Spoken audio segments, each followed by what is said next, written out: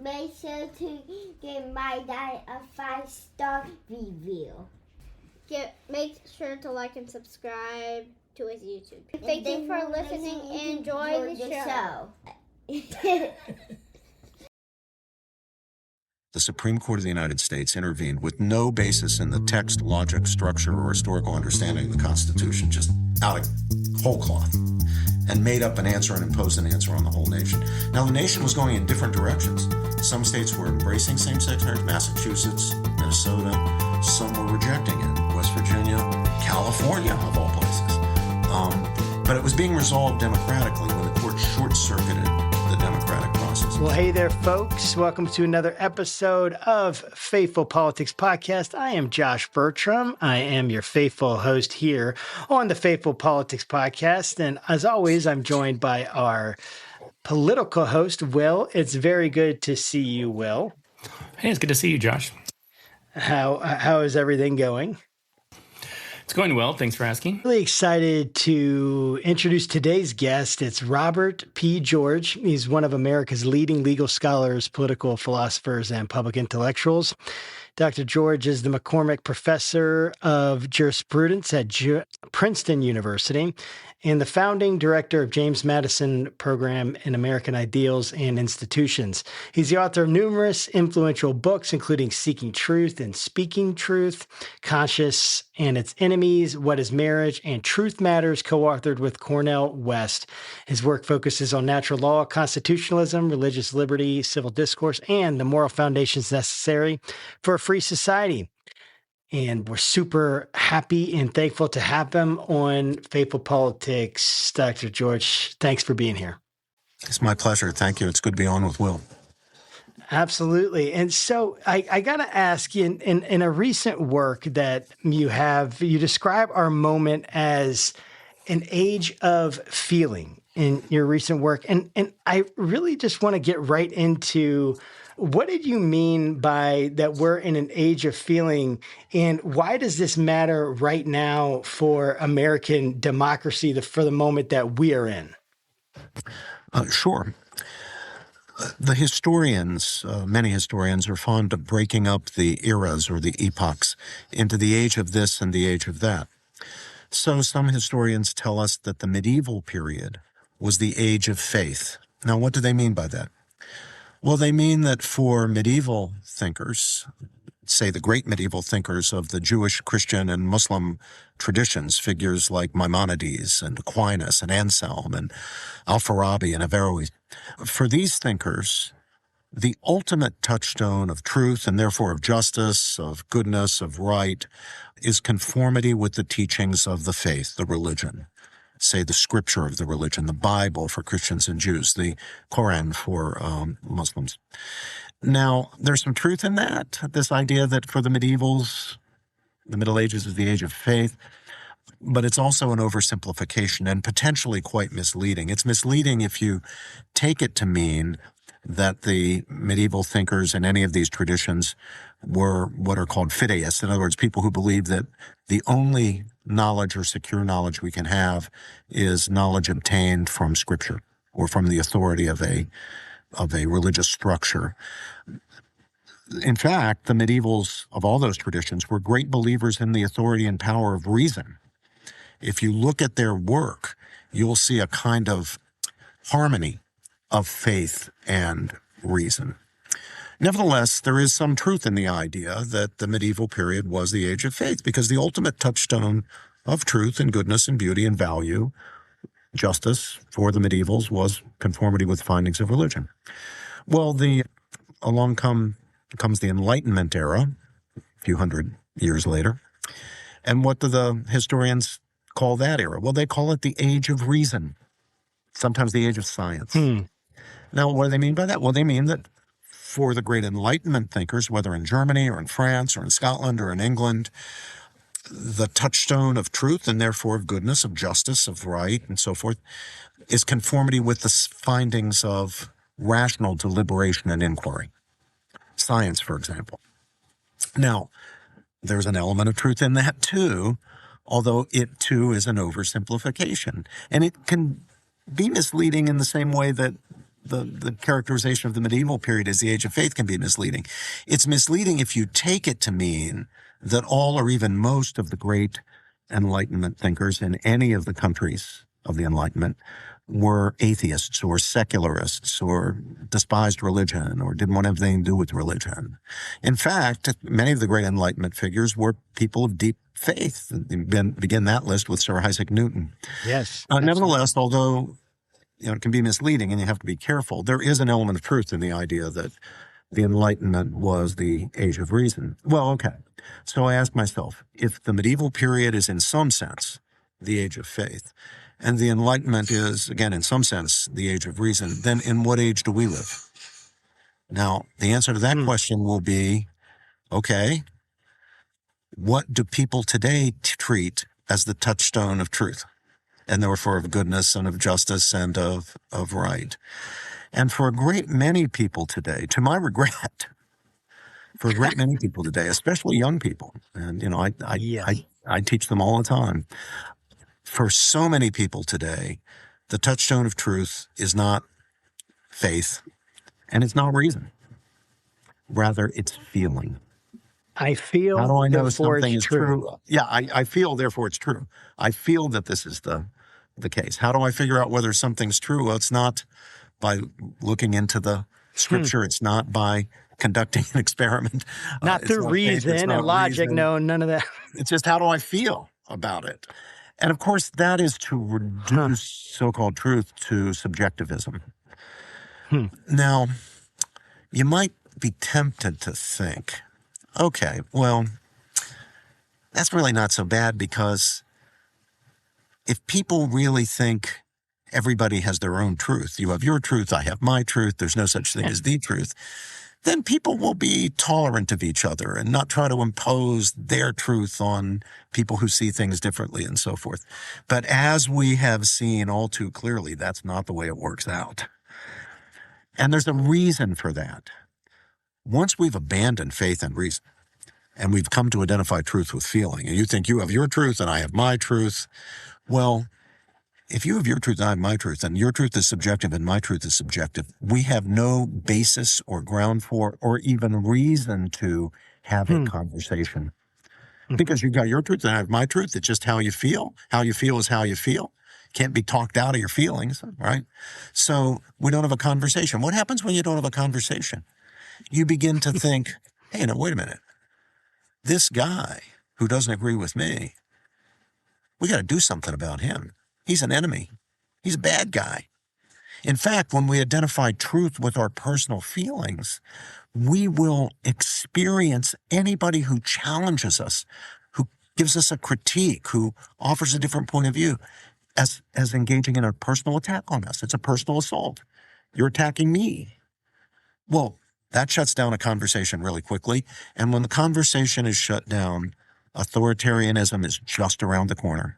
And you begin to trample people's free speech rights, force people to be silent when they disagree, force people to say things they don't believe in order not to be canceled or, accused of some terrible thing. You're a bigot, you're a racist, you're this, you're that. And we've seen it on our campuses. We saw how during that high woke period from roughly 2020 to the end of 2024, conversations were shut down. People who did dissent were very often victimized, vilified, defamed, canceled. So I think there's a big problem with the age of feeling. It does not lead to a polite, tolerant liberalism. It leads to an authoritarian. It can be on the right, it can be on the left. It's not ideological. It can be any ideology, but it's authoritarian. And that is the enemy of truth. Yes. Cornell West and I call our new book together, Truth Matters. Yes. And that's because we believe truth actually matters. It's important to be in touch with reality. But you don't get at the truth by consulting your viscera, consulting your feelings. You get at the truth by thinking really hard and by considering our arguments and evidence and being open to challenge and to criticism, because we all know we're fallible. Yes. We all know we can get it wrong. And we can be wrong not only, I'm preaching now, I'm sorry, but we can be wrong not Preach. only. Hey, I'm a preacher. I get it. I love it. Well, not only on the relatively minor, trivial, superficial things in life. We can be wrong. We poor, frail, fallible, fallen, right, preacher? Fallen human beings. Exactly. Can be wrong about the big, important matters, the questions of meaning and value, issues of human nature, the human good, human dignity, human destiny. Yes. But if we know we can be wrong, if we have that sense of our own fallibility, Cornell and I argue, if we have that sense, then far from wanting to shut down the critic or cancel him, we want to hear what he has to say. Because our one shot at swapping out whatever falsehoods are in our head and exchanging them for truth is to be open to a challenge to what we now believe. If we're not open to the challenge, if we shut down anybody who challenges us, we're just going to be constantly affirmed and reaffirmed in what we already believe. Now, yeah, we'll be affirmed in what we believe that happens to be true, but we're also going to be affirmed in what we believe that happens to be false. And all of us know that there's some of that right in there. And it can be about the big stuff, not just about the minor, trivial, superficial stuff. End of sermon, Pastor. I love it. I think I'm going to get saved today. Maybe. It all depends how much you've been giving. I mean, that's true. It's probably a relationship. You're the pastor. But, Rob, I love everything you just said. And I agree. I am a big fan of Jonathan Haidt. Oh, yes, my dear friend. Absolutely. Fans of the show will know this. I quote him all the time. And what you're saying really kind of seems like it maps onto a lot of his work, right? Rider, elephant, the whole intuition kind of thing. I mean, if I wrote a Substack about this too, about, if a person sees a Gadsden flag and then like a pride sticker, depending on your political affiliation, you're going to have your intuition is going to trigger something in you that is going to, make you think, imagine, develop a narrative about, the person who has that bumper sticker. Right. And it's like our reasoning is going to help us strengthen our arguments. So that way, like we just feel better about it, about the way that we feel about, MAGA or Pride or whatever group. Yeah. Yeah. So like, how do you get around that? I mean, like we are so evolutionary, like just wired to kind of like run on instinct, run intuition. It's kind of what keeps us from, getting involved with the bad guys and staying with the good guys kind of thing. So like, how do you actually like train yourself to actually not, be led by the way you feel when we do so often? Yeah. Well, it's a great question. Well, first let me say how much admiration I have for John Haidt. He and I are very, very close friends, and we've learned a lot from each other. And I think he's just been such a force for good. I was just appalled, scandalized, really, recently when he was invited to give the commencement address at his university, at New York University, where he teaches, and he was protested and shouted at, booed by students, confirming everything he had said about what I call the age of feeling, what he calls the coddling of the American mind. But boy, what a force for good he is. And thank God that we've got people like John who are out there speaking. And notice John is not ideological. He began on the liberal side. He's now moved more toward the sort of center, or maybe slightly to the right of center. It doesn't matter. He's not driven by an ideology here. He's driven by a desire to get people back to the idea of seeking truth, honestly, with integrity, not just pushing an agenda, not just pushing a narrative, not just trying to win for the sake of winning for my tribe or my group. Now let me get, Will, to your question. You're right about human nature. We, again, frail, fallen, fallible human beings, we naturally tend to wrap our emotions more or less tightly around our convictions, around our beliefs. Now, just in itself, that's not a bad thing. And in fact, in some ways, it's a good thing because we need some emotional investment in our beliefs in order to actually get anything done. And I'm not just talking here about, big causes. I'm talking about it's the normal stuff of life. I mean, it's one thing to have the bare belief that, well, it would be a good thing to get the kids up in the morning, get their teeth brushed, get them washed up, get them dressed, feed them breakfast, and get them off to school. But if all you've got is a bare belief and no investment in it, and you're tired, as parents are, and you're not going to get it done. You need some investment. some emotional investment in the beliefs to make good things happen. But if we wrap our emotions, or when we wrap our emotions too tightly around our convictions, then that is the high road to dogmatism. You end up being a dogmatist, an ideologue, a tribalist. You're just in it to win. You want to shut down the other guy. You lose respect for other people. You lose respect for freedom of speech, for freedom of inquiry. You become an automaton. And you don't want to be that way. That's the worst in humanity. That's not the best in humanity. As imperfect as we are, we're capable of some great things, but we have to discipline ourselves and cultivate certain virtues in order to do that. And one of those is a certain amount of distance. Let's call it intellectual humility, a certain amount of distance between our convictions and our emotions, so that we can be open to criticism, to rethinking ourselves, to becoming our own best critic. And related to that, Will, is we human beings, and again, it's not bad, but it can have bad consequences. We're by nature really tribal. We're built for community. Pastor, you know that as a Christian teacher, right? Absolutely. We're built for community. That's not a bad thing. That's a good thing. You know, families and local communities and churches and even national communities and the community of mankind. We're social creatures. We're inherently social. We're not isolated atoms. And yet, if we tie ourselves too closely to those people, if we identify our very selves so closely with those communities, we become tribalists. And everything is about winning for our tribe. And we close ourselves off to truth seeking and therefore to truth. So I'm not saying, it's wrong to belong to communities, including communities that are integrated around shared belief, like religions and political parties and things like that. Those are good.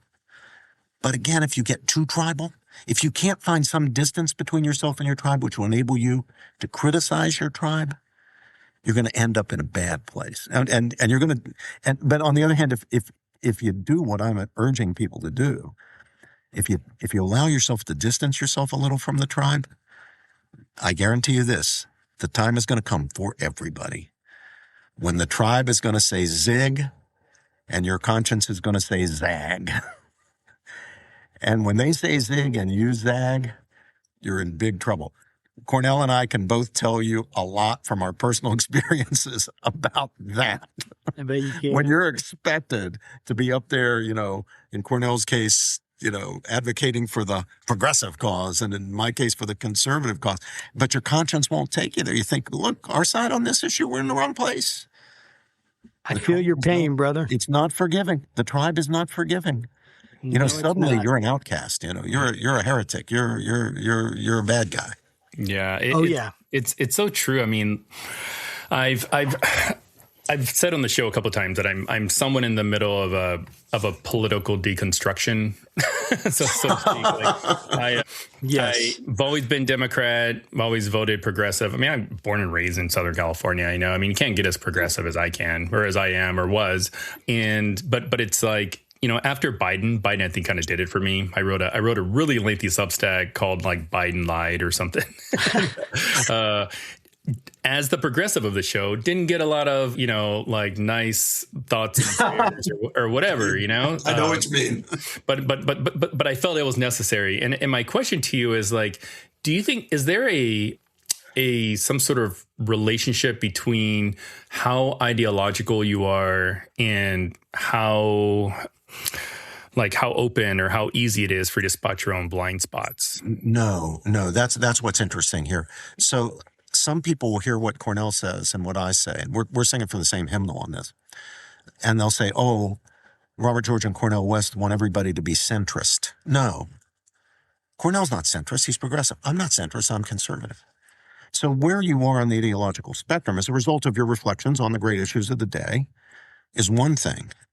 But whether you are center, progressive, or conservative, you can and you should be open to argument, open to critique, respectful of the rights of other people, including their right to dissent from your opinion. Whether you're conservative, progressive, you should be willing to criticize your tribe or to say, folks, I'm just off on this one. I'm off the reservation on this one. I'm not with you. I think we've gone down the wrong road. I mean, if you think about it just for a moment, step back from it, Will and Josh, just step back from it. What are the odds that all the truth about important issues is on one particular side of the political and ideological spectrum? Wouldn't that be an amazing coincidence? That'd be a miracle. Way easier. That'd be a bigger miracle than the resurrection. Yeah, I mean, that would be one heck of a miracle. Yeah. No, it's not going to happen. So, and that's what's funny. I mean, things that are considered conservative in one generation, they're can be completely considered liberal shifted in the other. And sometimes they're not big moral issues, but sometimes they are. They are big moral issues. I mean, take a contemporary issue, right? My fellow conservatives and I. Yesterday, we thought tariffs were the worst thing in the world economically, right? We're for free markets. Oh, yeah. Tariffs are economy killers. Well, now, bingo, rabbit comes out of that. Tariffs. If you're a conservative, you've got to be for tariffs. You should read it. There's a book, Verlon Lewis and Hiram Lewis wrote a book called The Myth of the Left and Right, and they go really, really deep into kind of the left-right spectrum. They propose, folks that kind of naturally gravitate towards one political party or another. I'm probably going to butcher it, but it's called the social theory of ideology. Not basically that people are born to automatically like this side or that side. It's like they like the one thing, and then they just naturally adopt all the other positions. Yeah. That's absolutely wherever they're true, accepted, right? I mean, I think what you said, Robert, was so amazing and true and insightful. Like, we care much more about social reality than we do ontological or like some kind of epistemological reality. Like, hey, we know that this is truth. We care way more about fitting in than we do about the truth. And people just care more about fitting in naturally. And to be a truth seeker is very difficult. Like, I'm facing this right now, and I know that you have faced this as well. Like, I'm posting things online and people are saying, like, I've gone woke. I'm going to hell, essentially. God is condemning me, all because I'm criticizing a 22-foot golden statue of our president that all these Christians are somehow amazed at. As opposed to, like, wait, what happened to, like, this guy cheated on his wife and he should be out of the office and impeached because he's a terrible president in the 90s, and now, hey, don't worry about it. He was just kidding around. Someone else paid for it. Why are you so mad about it? It was his own private property. I'm like, oh my gosh, dude. But anyway, I don't need to get into all that. Oh, no, I remember. I can tell you my little story. In 1998. Please. So 1998, the Monica Lewinsky thing happens, and I was really upset about that. I mean, I hadn't been a Clinton supporter, right, but I thought, this is bad. This is the president of the United States. This is right there in the White House. I know it's not like 10 years ago. It's just right there in the White House. And I'm saying, this is just absolutely unacceptable. And of course, all my liberal colleagues are saying, why are you so worked up? It just said this, what's the big deal? And I would say, I don't want to be governed by an adulterer, right? I just don't. And I don't want that to be the example for our kids, right? Kids look. I remember when I was growing up, looked up to the president. Whether it's Republican or Democrat. It was kind of a role model. We know they're not perfect; they're human beings just like the rest of us. But you expect a certain standard of behavior. Okay, well, now you fast forward to 2015. Like, all the people who were patting me on the back and saying you're right when I was saying I don't want to be governed by an adulterer. Now all of a sudden, doesn't matter. It doesn't matter at all. 3 wives, 180 girlfriends, porn stars. No, doesn't matter. It doesn't matter. What matters is his policies. What matters is. And I said, wait a minute, aren't you the guys back in 1998 when you were agreeing with me? And of course you get the other thing in reverse, right? The people were saying, "Oh, it doesn't matter. The Democrats deliver. It doesn't matter. Clinton, he's just a rogue guy. He's a great president." And all of a sudden, Trump. Well, you can't have a person with bad morals like that. We just go from side to side, and that kind of illustrates the point that we're talking about, right? And So truth matters, which I absolutely agree. And Will and I have talked about this so much, right? So let's just take this for example. So maybe you can help us work through this problem. I know you're not a counselor, you're a political philosopher, legal scholar, all of those things. But but this is kind of more of though a truth argument epistemology question, not a counseling one. So Will and I disagree about same-sex marriage. We disagree about kind of like basically I did not want it to happen. I was very much in opposition in 2015. I have now that we're 11 years later, and I have my brother-in-law who's married to his husband under American law, right? And all that. Like, I don't know how we put the cat back in the bag, right? I mean, like the toothpaste is out, so I don't without violating rights. Like I don't know how to do that. And maybe you can speak on that. But but certainly biblically and all that. So we've disagreed on that, right? I'm not trying to get into the arguments on that, though. Happy to hear. I know you've thought deeply and wrote much about it. But how do we resolve this conflict, right? So where, how do we figure out where we actually disagree about this issue? Because Will might be like, well, I just want people that are LGBTQ to have basic human rights. And I'm like, well, I do too. And then where do we go from there? Because we still disagree about what that means. So how do you recommend, where do we actually go? Truth Matters. You and Cornell wrote a book about it. You have such separate views on so many things, and yet you agree on this issue of truth matters. So how do we work through maybe an issue like same-sex marriage or any other thing, right? Any other major issue? It doesn't have to be that. But where would we go from here to try to figure out how can we actually live out that truth matters and not just say it? Well, I think when two people disagree, especially in a democracy, I think this is generally true even if you're not in a democracy, but especially in a government not only of the people, which all government is, and not only for the people, which all good government is, even if it's the government of a benign despot, the government by the people, what our founders called a republic, a democracy, especially in this kind of setting. When two people disagree, it's incumbent upon them to engage each other in a truth-seeking spirit with intellectual humility, not just shouting at each other, not just preaching, but with a willingness to learn from the other guy. And I think the critical thing is for the interlocutors to do business in the proper currency of intellectual discourse. There is a currency of intellectual discourse, just as there's an economic currency. The economic currency is pounds and pence in Britain. It's dollars and cents in the United States. Well, there's a currency of intellectual discourse, and that currency consists of reasons, arguments, and evidence. And I think that's all we can ask of each other. We can't ask of each other that you have to agree with me. We can't say, unless you agree with me, you're a bad person. Unless you agree with me, you can't come to Thanksgiving dinner. Unless you agree with me, you're exiled from my life. But we can insist that we do business, not with name calling, not with manipulation. You got to argue in my terms that prejudge, that establish who's going to win in advance. You have to do business with reasons, arguments, and evidence. And if you look at the book that I wrote with my two former students, my brilliant former students, Sharif Girgis, who's just been offered a chair at the Harvard Law School, which I'm very proud of, and Ryan Anderson, who's president of the Ethical Public Policy Center. In our book, What is Marriage, Man and Woman in Defense, we marshal the arguments, give the reasons, cite the evidence for believing that the proper understanding of marriage, not just as a private matter, but for a healthy society, recognizes marriage as the conjugal union of husband and wife. And then people on the other side will give their reasons and arguments. So if I were trying to make up my mind on the issue, I would read, for example, my book with my co-authors or other books on this side.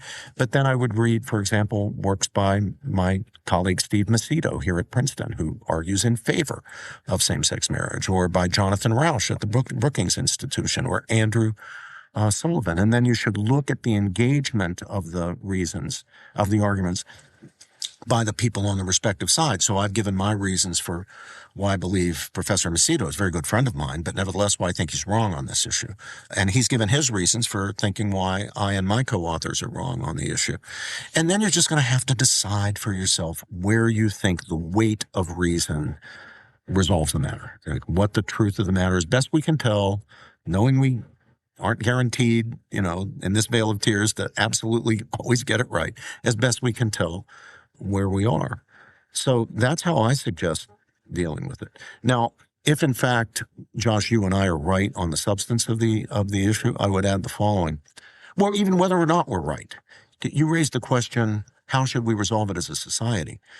Well, I think as a society, if you're a democracy, if you're a republic, it's got to be resolved by democratic processes. And I think here was a really bad mistake. And that is the court intervened.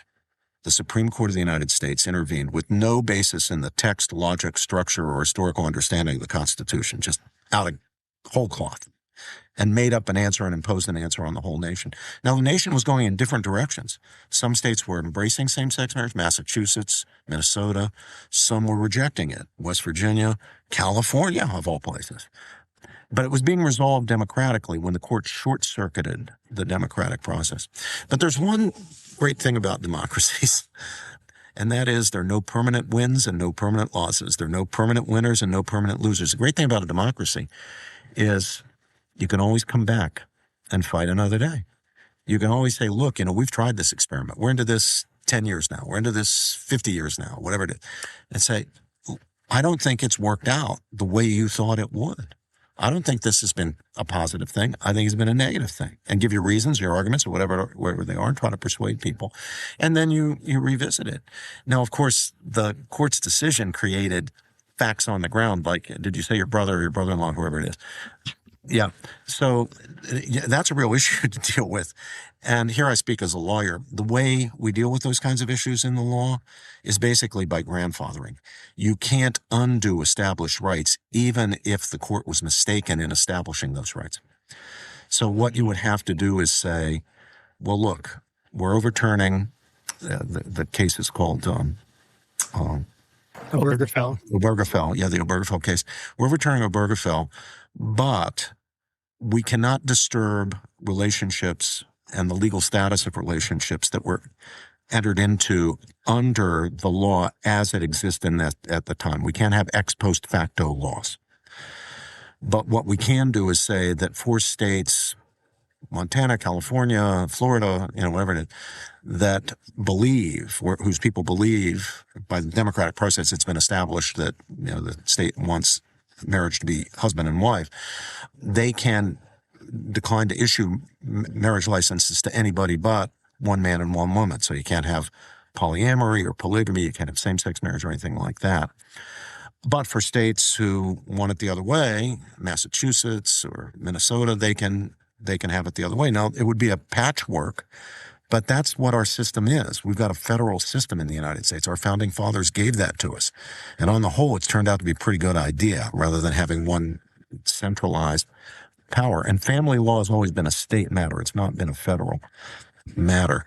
Now, there's one leftover question that would still nevertheless be handled, and that is what obligation do states have to recognize contracts or other agreements that have been entered into under the laws of different states. And that would be an issue that would still have to be resolved. And I have some ideas about how I think they could and should be resolved. But that gets us into some more complicated territory. But you can see the basics of how I would suggest we handle the question. That makes sense. I'm curious because I don't have a background in law or anything like that. Although, if you want to know a thing or two about OSHA, that's what my day job is. Oh, yeah, good. Yeah, there you go. But I'm curious about, so Obergefell created kind of this new law for same-sex couples to marry. And I don't know all the details of it, but also like what I know about like Loving v. Virginia is like it allowed for, interracial marriage. Like my wife is white. So generally whenever I approach like the same-sex marriage issue, I always kind of view it kind of through the context of just my own marriage.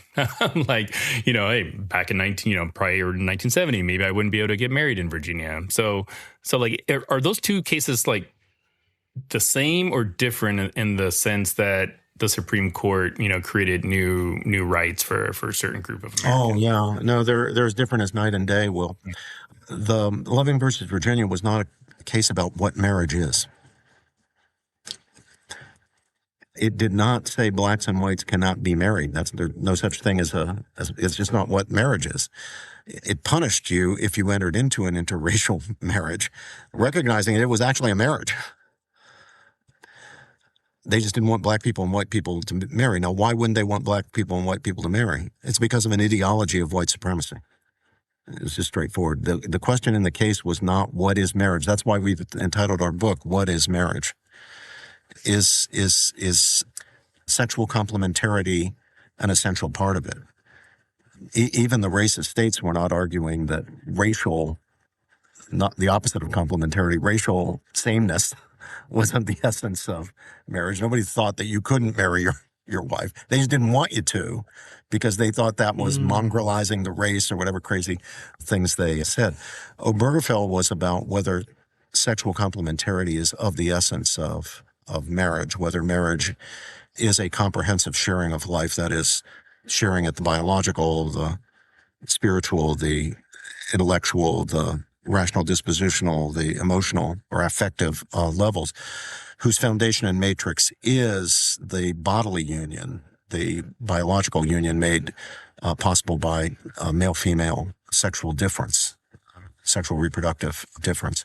Historically, going all the way back into antiquity, everybody understood marriage to be that, even in societies that had no moral objections to homosexuality. Some of the ancient Greek societies, city-states, for example, still did not have a concept of same-sex marriage because marriage was not considered to be fundamentally a matter of affective union.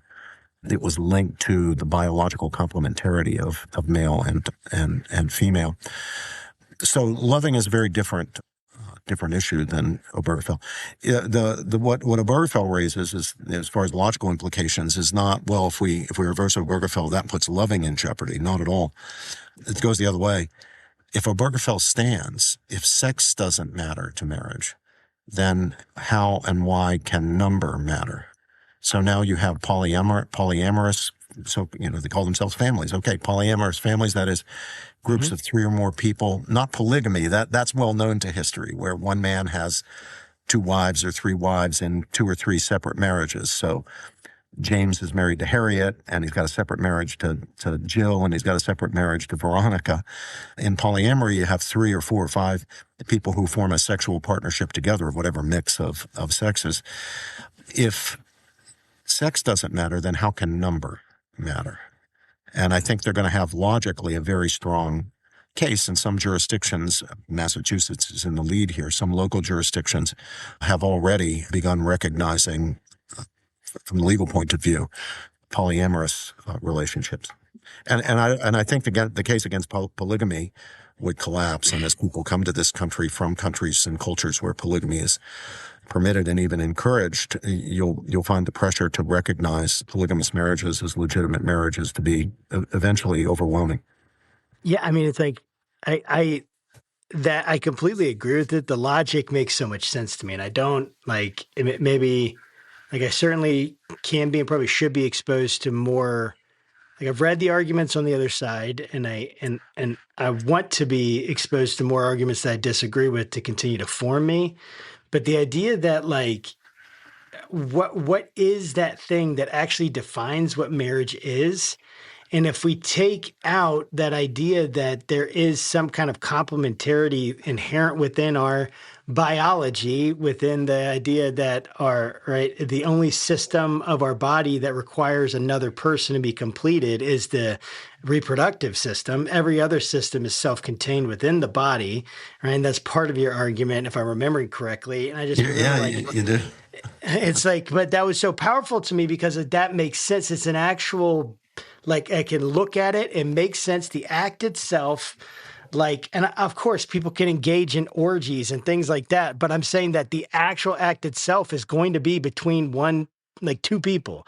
That's what produces a person within the human species. And so it's like that just made sense to me. You know, Go ahead. I'm glad you brought that up because I can tell a little story. Often with my students when I'm raising this issue in my classes, I'll begin by asking, all right, how many of you out there in class, how many of you students have a digestive system? Everybody's hand goes up. How many of you have a neural system? Everybody's hands go up. Now, they know what the topic for the week is, so they know we're going to... He's leading us somewhere here. Then I say, how many of you have a reproductive system? Now they know I'm up to something. And I'll see them very gingerly, very carefully begin, and they'll get their hand about halfway up, and I say, exactly right. You've got half a reproductive system.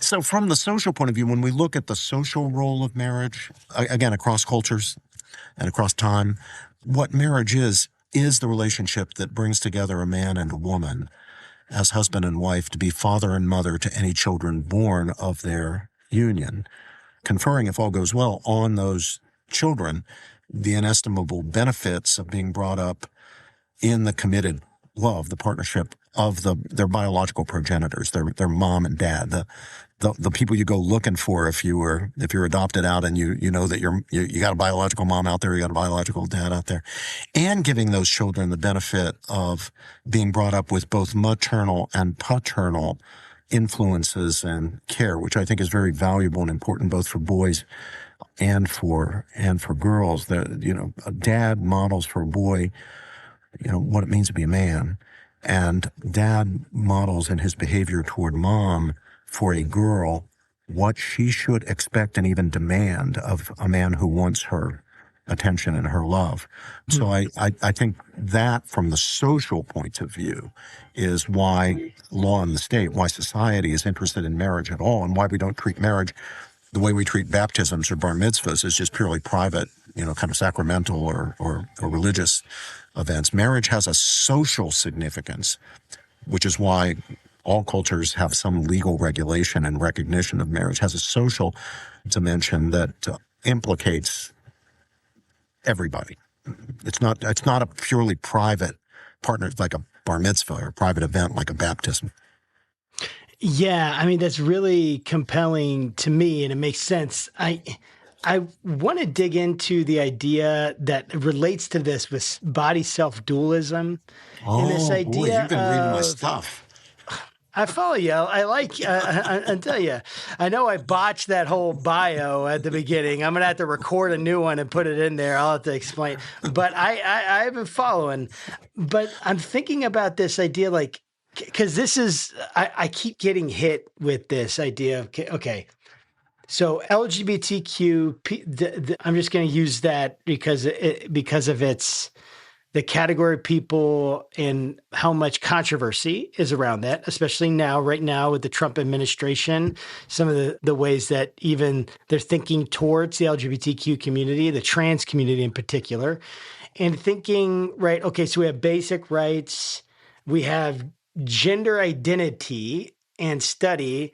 And when I hear you talk, I hear something like there is something more than just a cultural, oh, this is a flimsy idea to masculinity or femininity, but there's something maybe deeper to those things in terms of like that a boy would need a model of a father that, say, a woman wouldn't be able to give him, and vice versa. For I guess you would say maybe maximal or optimal or the best possible outcomes overall. And I think those are the kinds of things, right? Because like a couple of things. I do know actually of several polyamorous relationships. So it's not like at all, this is becoming more and more common. It will continue. I see it and it's happening. So I know this is real, what's going on. And they will want to be able to enter into some kind of union. Likely, right? That's already being challenged, I'm sure, and to be. No, I mean there are some jurisdictions that already legally recognize them. Yeah. Okay, so it's already happening. All right, yeah.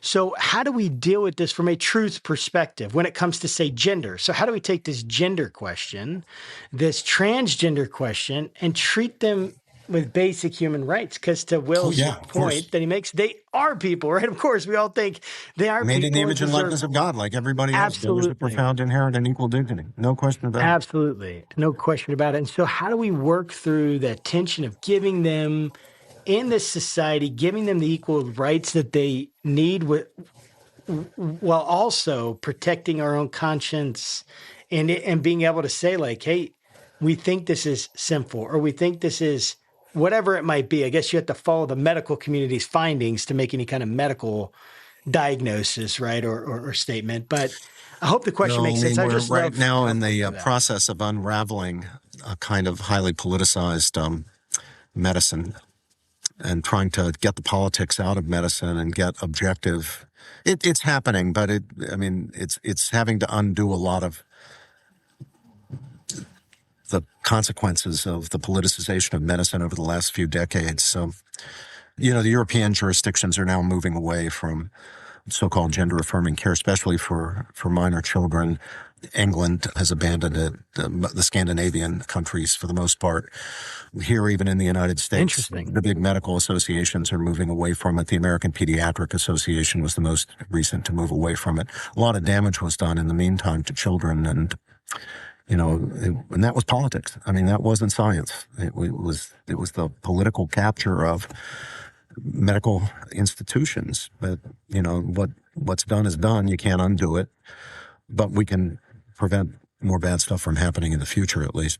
I was really glad that you mentioned this concept of body-self dualism, which is probably for most of our viewers and listeners a pretty obscure concept. Yeah, I'm sure.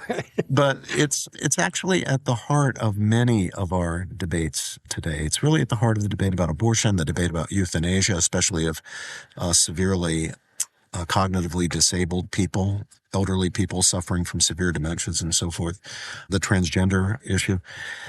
This has to do with a question which humanity has always had to wrestle with, and that is the relationship between the material aspect of the human being, our bodies, and the, as best we can tell, immaterial aspect of the human being, or psychic aspect, or spiritual aspect, if you want to put it in religious terms. Are we psyches or minds? Is that fundamentally what you or I or will is? Is the real will not what I'm looking at right now on the screen, that physical thing? Is the real will a psyche that I don't see that's inhabiting what I am seeing, the body? So are we non-bodily persons who inhabit and use non-personal bodies, the body just being an extrinsic instrument of the person? Or are we unities of body and mind, or body and psyche, or body and spirit, or body and soul, such that the body, far from being a mere extrinsic instrument of the true self, considered as the psyche, the body is part of the personal reality of the human being. So when you ask, who is Robert George, you don't just say, well, he's this mind that we don't see, inhabiting a body that's not the real him. It's an extrinsic instrument that he uses, like a driver driving a car, that we do get to see. This debate is very ancient. The philosopher whose views have largely shaped the Western understanding of these matters is Aristotle, the great Greek philosopher who was a student of Plato, who had a somewhat different view on this relationship of person and body, who was in turn a student of Socrates, whose views, of course, we don't know because they come to us mediated through Plato. Aristotle embraced the view that we are dynamic unities of body and mind, or body and soul, or body and spirit, that the psyche and the body are intrinsically related to each other. We're not ghosts in machines. The body's not a machine. The mind is not the ghost that inhabits the machine. And an awful lot in the domain of ethics, and therefore of public policy, depends on whether we adopt the dualistic view that the real me is the psyche and the body is just an extrinsic, impersonal instrument of the real me considered as the psyche, or whether we take Aristotle's view. The technical name for it is hylomorphism. The hylomorphic view that our bodies are ourselves, that we are psyches, but we're psyches and bodies in a unity, that we're a body mind or body soul unity. Now, if you take the view that the real person is the psyche, and if you take the view that the real person basically is the emotional center of the human being, and the body's just an extrinsic instrument, then it's possible to suppose that the real me is a female psyche trapped in a male body. So what do you do then? If the psyche is uncomfortable in the body, you fix the body. So you manipulate things to make the body resemble as much as possible the kind of body that typically is inhabited by a female psyche. But if you take the view which I take, Aristotle's view, the hylomorphic view, that we are not minds inhabiting bodies, we're not ghosts in machines, that the body is part of the personal reality of the human being every bit as much as the psyche, then we are our bodies, and our bodies are sexed.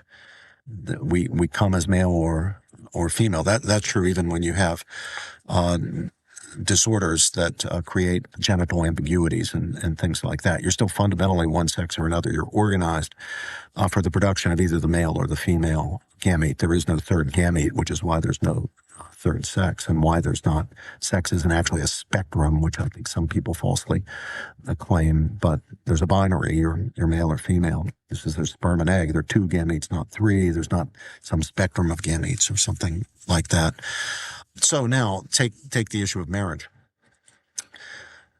If the real me is the psyche, the center of feeling and emotion, then what is personal unity? What is unity between two persons fundamentally? Whether it's a friendship, ordinary friendship, or a marriage, it's unity at the affective level. Love in the emotional sense, the affective, AFF, not EFF, AFF, affective sense. And now, if that's your view, I mean, if you got that the real me is that, and so the way two people can be united is affectively, then you're going to say, well, then there's no reason two people of the same sex can't be married, because they can form emotional bonds just like people of opposite sexes. Now, by the same token, you'd have to say that 3 or 4 or more people could also have a group marriage, because they're capable of forming affective bonds. But if, by contrast, the real me is not the psyche inhabiting the body, but the whole me, the psyche body, the mind body unity, then the person exists at multiple levels. At the biological level as a bodily creature, at the emotional level, to be sure, at the rational dispositional level, for those who are believers, in the spiritual level. And so what unites people in a marriage, unlike an ordinary friendship, what's different about marriage is that it's a bodily relation. At its very foundation, it's a bodily relationship where the bodily unity is made possible by sexual reproductive complementarity. And that's true whether one happens to be able to have children or not. That's why traditionally in our marriage law, marriage is consummated not by the conceiving of a child, but by sexual intercourse, so long as the sexual intercourse is of the sort that fulfills the behavioral conditions of procreation, even if the non-behavioral conditions of procreation don't happen to obtain. You're beyond the age of childbearing, or you have some illness or disease or a problem that creates infertility or what have you. All a court in a marriage annulment case where an annulment is being sought on grounds of non-consummation needs to know is not whether a child was conceived, but whether the couple performed the act that would bring about a child if the non-behavioral conditions of procreation obtained. So you can see how deeply the question of what we are, whether we're ghosts in machines, minds inhabiting bodies, or the hylomorphic view that we're unity, how that determines our views on lots of things. Take euthanasia. Old Uncle Henry, okay? Uncle Henry now has slipped into a severe dementia, Alzheimer's disease, something like that. If the mind-body dualism view is true, the dualistic view is true, then you would say what a lot of people say, which is, well, that body there, it's breathing, it's eating, it's doing all this stuff, but it's not really thinking. That is Uncle Henry's body, but Uncle Henry's no longer in it. Uncle Henry's no longer there. So you can kill Uncle Henry, you can harvest his organs. You might be able to do a lot of good with those organs. You might be able to have 5 people or 7 people with the heart and the liver and the kidneys and all that. Because you're not really killing Uncle Henry, because Uncle Henry's gone. But if the hylomorphic view is true, then that's still Uncle Henry. because Uncle Henry's his body as much as he is his mind. So you get all these hot button issues. You can see how this fundamental question of philosophical anthropology, what am I? Am I a mind inhabiting a body, or am I a unity? It makes all the difference. And I mean, I have so many questions about that, but of course we don't have time to ask all those questions. So I will this is kind of the last question. Like, where do you see the most hope right now, and where are you the most concerned? I guess you could start with maybe you're the most concerned, but then where do you see the most hope right now in our nation, in our democracy? I see what I'm most concerned about is the age of feeling, that our young people will just buy into the idea that there's no such thing as truth out there.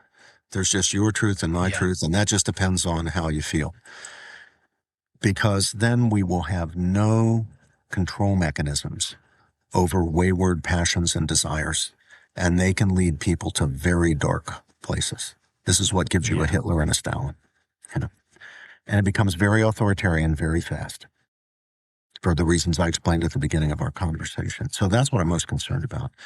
I think the principle, the most foundational principle of all morality, is the principle of the profound, inherent, and equal dignity of each and every member of the human family.